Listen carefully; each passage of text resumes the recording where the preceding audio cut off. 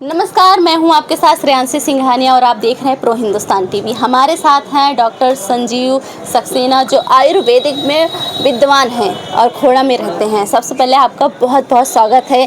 हम जानना चाहते हैं कि आपके विचार से कि आप आयुर्वेदिक का प्रचार भी कर रहे हैं और खोड़ा जैसे लोकल समाज में आप आयुर्वेदिक का प्रचार कर रहे हैं, यहाँ के लोगों को मेडिसिन दे रहे हैं, आयुर्वेदिक से लोगों को ठीक कर रहे हैं। जहाँ तक हम जानते हैं कि आपके पास लोगों की भरमार रहते हैं, सही और गलत की जांच भी आप करते हैं, लोगों को सही गलत बताते भी हैं कि आयुर्वेद कहाँ बेस्ट है, होम्योपैथ कहाँ बेस्ट है और एलोपैथ कहाँ बेस्ट है।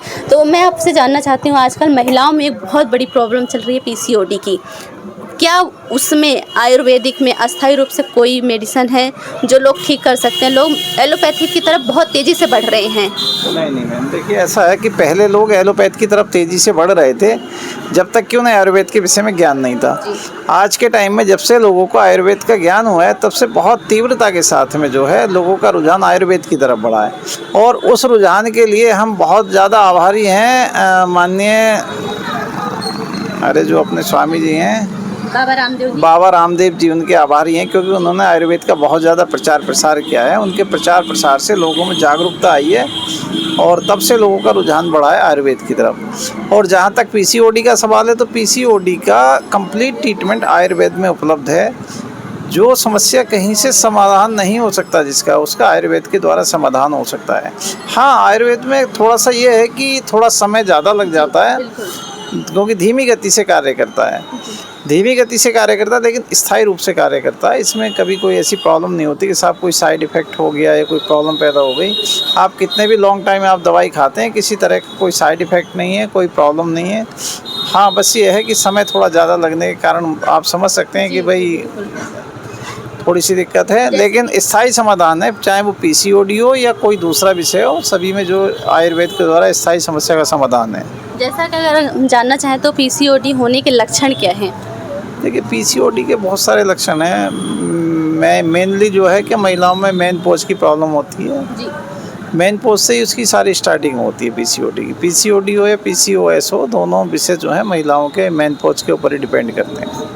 आजकल देखा जा रहा है पोल्यूशन बहुत ज़्यादा हो रहा है, तो अभी अगर हम देखा जाए तो मनुष्य की जीवन बहुत खतरे में है, तो उसमें बचने के लिए आप क्या समाधान बताएंगे? उसमें तो बहुत अच्छा समाधान है। उसमें देखिए, सबसे मेन चीज़ ये है कि आयुर्वेद में इम्यूनिटी बूस्टर आप लेते रहो तो 101% आप पॉल्यूशन से लड़ते रहेंगे। उसके लिए आपको बहुत सारे विटामिन सी के ऐसे स्रोत हैं जिन्हें आप ले सकते हैं। आप चाहें तो उन्हें अपने घर पे भी तैयार कर सकते हैं और चाहें तो किसी वैद्य के निरीक्षण में ले सकते हैं। तो आप जितना इम्यूनिटी बूस्टर लेंगे इतना ही आप जो है पॉल्यूशन से बचेंगे। पॉल्यूशन से बचेंगे तो मतलब बीमारियों से बचेंगे। हाँ सर, हम आपसे एक और सवाल पूछना चाहेंगे कि जो एलोपैथिक होता है और आयुर्वेदिक में कितना डिफरेंट है इनके बीच में? देखिए मैम, ऐसा है कि एलोपैथिक क्या है कि क्या नहीं है, अब ये तो मैं नहीं कह सकता। हाँ, आयुर्वेद क्या है ये मैं कह सकता हूँ। आयुर्वेद श्योर एक ऐसा सब्जेक्ट है कि जिसके द्वारा कोई भी पेशेंट फेल नहीं हो सकता, कोई भी रोग फेल नहीं हो सकता।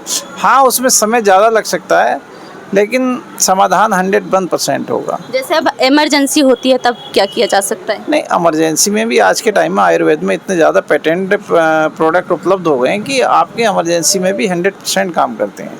बड़ी बड़ी अच्छी कंपनियों ने बहुत ज़्यादा पेटेंट प्रोडक्ट बना दिए कि वो 10 से 15 मिनट में अपना कार्य शुरू कर देते हैं। तो समाज को क्या मैसेज देना चाहेंगे जो लोग इतने बड़े बड़े हॉस्पिटल में जा रहे हैं, अपने सारे पैसे बर्बाद कर रहे हैं, उनको क्या सब्र रखना चाहिए? समाज के लिए तो एक ही वो है कि अभी समाज जो लोग समझ चुके हैं वो तो बेटर है। अभी जो लोग नहीं समझे हैं वो आने वाले टाइम में समझ जाएंगे, क्योंकि एलोपैथ के बहुत सारे साइड इफ़ेक्ट्स हैं, आयुर्वेद में कोई साइड इफ़ेक्ट नहीं है। साइड इफ़ेक्ट से बचना है, आने वाली बीमारियों से बचना है तो आयुर्वेद तो हमें अपनाना ही पड़ेगा, क्योंकि हम जो घर के अंदर जो हमारे किचन में उपलब्ध है वो भी सारा आयुर्वेद है और जो दवाइयाँ हम यूज कर रहे हैं वो भी आयुर्वेद हो जाए तो दोनों का मैच हो जाएगा तो फिर बहुत बेटर लाइफ हो जाएगी।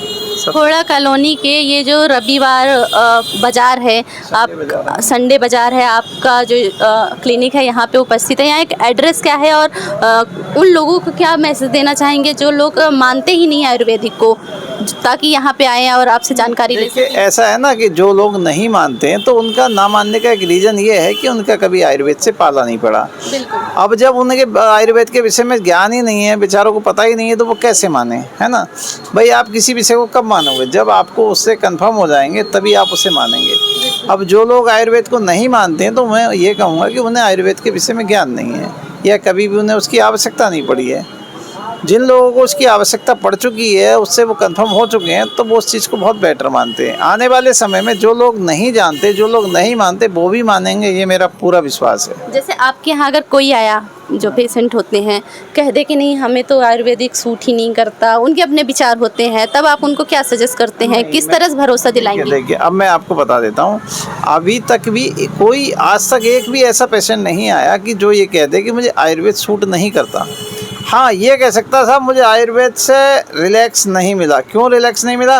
क्योंकि वो अगर चाहता कि जैसे मुझे एलोपैथ की तरह तुरंत आराम मिले, वो नहीं मिलता आयुर्वेद से, धीरे धीरे मिलता है। तो ये हो सकता है कि वो उसे थोड़ा समझाया जाता है कि भाई थोड़ा सा आप जो है पेशेंस रखिए, आपको धीरे धीरे रिलैक्स मिलेगा। आपके बारे में बता दूं सर, तो आप आरएसएस में भी रह चुके हैं, पद भी था, लेकिन पद छोड़ के आप समाज सेवा कर रहे हैं, लेकिन सदस्यता अभी भी है। किस तरह से अगर हम आप बात करें कि सामाजिक तौर पे, तो क्या आप अपने क्लिनिक से हट के भी समाज में जाके आप आयुर्वेदिक का प्रचार करते हैं, कहीं कैंप लगाना, कहीं जाना? नहीं, आवश्यकता पड़े तो कैंप भी लगाते हैं। आरएसएस की शाखाओं के माध्यम से भी हम जो आयुर्वेद का प्रचार प्रसार करते हैं और जहाँ तक संभव होता है वहाँ सेवा करने का प्रयास करते हैं। जिस तरह से आज देख रहे हैं सरकार भी आयुर्वेदिक का प्रमोट कर रही है, जबकि है पीएम प्रधानमंत्री मोदी जी सारी सुविधा दे रहे हैं, हर चीज़ आयुर्वेदिक पे कर रहे हैं, अपना स्वदेशी ब्रांड बना रहे हैं, उनके बारे में क्या कहना चाहेंगे? वो किस तरह से प्रचार करें कि जो लोग नहीं मानते वो भी मान जाएं? देखिए माननीय प्रधानमंत्री मोदी जी को बहुत धन्यवाद है, कोटि कोटि धन्यवाद है कि उन्होंने आयुर्वेद को बहुत ज़्यादा प्रचार प्रसार दिया, बहुत ज़्यादा बढ़ावा दिया। क्योंकि हम तो चाहते हैं कि हम पूर्ण रूप से आयुर्वेद पे ही कार्य करें। हमारा तो पूर्ण रूप से उद्देश्य ही आयुर्वेद के प्रति समर्पण है।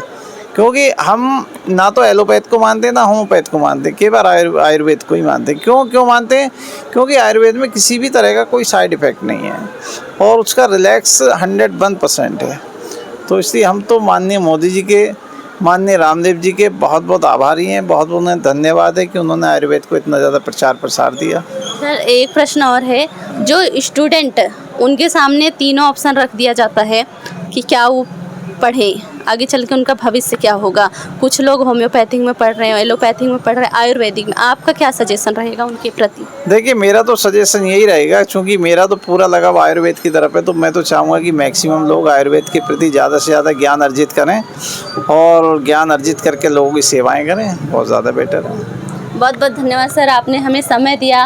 और डॉक्टर संजीव सक्सेना जी हैं जो बेस्ट से बेस्ट अपने पेशेंट के ख्याल भी रखते हैं, उनका ध्यान रखते हैं और लोगों को बताते भी हैं कि आयुर्वेद ही बेस्ट है, एलोपैथिक में मत जाओ, होम्योपैथिक में मत जाओ।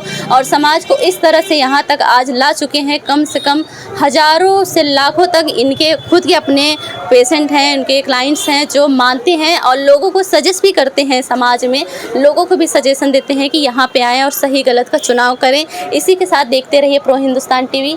धन्यवाद।